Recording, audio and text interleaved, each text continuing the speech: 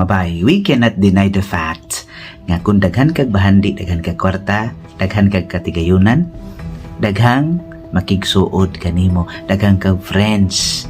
Yes, di ginadautan. But the problem here is that the fake friends kanang makigsuod nimo tungod of the bad motives, pati ang intention, ang tinguha just for them to satisfy and get what they want. So mga bay, magbantay kita ni ini mga fake friends kay gusto kay ning mo abusar kanato.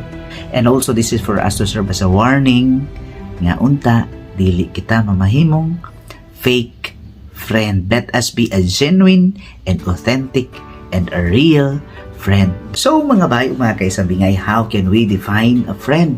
Ingon sa award-winning definition of a friend nga a friend is the one who comes in when the whole world has gone out.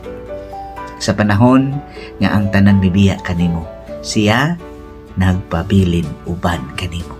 Busa mga bay, kung kita walay friend nga sama ni ini, hinaot unta nga kita maoy mahimong sama ni ini sa uban.